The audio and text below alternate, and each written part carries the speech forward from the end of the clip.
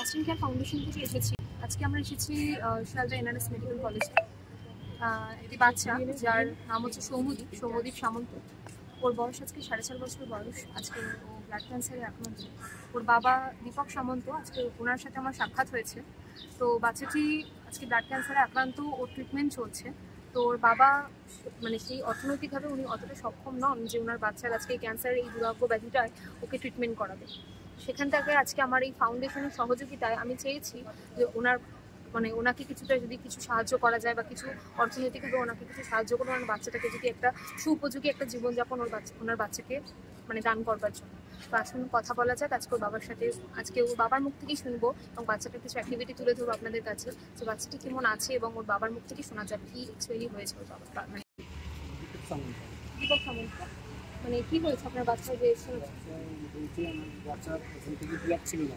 আচ্ছা, ব্লাড থেকে মাইনে এসে গেছিল। তারপর আমি নিলাম, পেয়েছি, একটু জোরে বলুন। সুস্থ করেছি। আচ্ছা, সুস্থ করার পর এখন রিপোর্টে ধরা হয়েছে ব্লাড ক্যান্সার। Blood cancer. আপনি কি করেন? পেশা কি পেশা?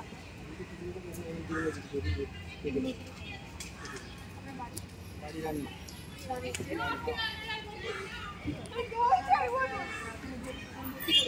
ভর্তি করেছি। কত বছর বয়স? বয়স হচ্ছে 4.5 বছর। 4.5 বছর। ঠিক আছে। তো আপনি বর্তমানে যা করছেন যে যাবতীয় কিছু, আপনি কীরকম কি চাইছেন আমাদের কাছে? কারণ আপনি আমি চাইছি আমি বাচ্চাটাকে সুস্থ আর নিজেকে সক্ষম হয়ে পারছি না। আমার নাম দীপক সামন্ত, বাড়ি আমার রানিয়া। আমার ছেলের উপর ব্লাড ক্যান্সারে আক্রান্ত হয়েছে। আমি পারছি না, কিন্তু সাহায্য চাইছি। সবার কাছে আবেদন করছি যে আমি যেন বাচ্চাকে সুস্থ করে আর্থিক সাহায্য যেন আমি পাই। এখান থেকে দাঁড়িয়ে আজকে আমার ফাউন্ডেশনের নাম ক্যাস্টিং কেয়ার ফাউন্ডেশন। আপনি আমাদের ফাউন্ডেশনের কাছে এই সাহায্যটার আবেদন করেছেন। ঠিক আছে। আমরা আজকে প্রত্যেকের কাছে প্রতিশ্রুতিবদ্ধ যে আমরা আমাদের ফাউন্ডেশনের তরফ থেকে ক্রাউড ফান্ডিং করে প্রত্যেকটা মানুষের থেকে তাদের নিজস্ব একটা তাদের চাহিদা অনুযায়ী তারা যেরকম তাদের সক্ষমতা অনুযায়ী তারা যেরকমভাবে আপনাকে মনে করবে তাদের কাছে সাহায্য করা। কারণ এখানে কেউ আপনাকে সাহায্য করবে না, সাহায্য করবে এই বাচ্চাদেরকে। কারণ এই বাচ্চাদের বেঁচে থাকাটা আজকের দিনে আমাদের সমাজের পক্ষে দাঁড়িয়ে যথেষ্ট উপযোগী এবং দরকার।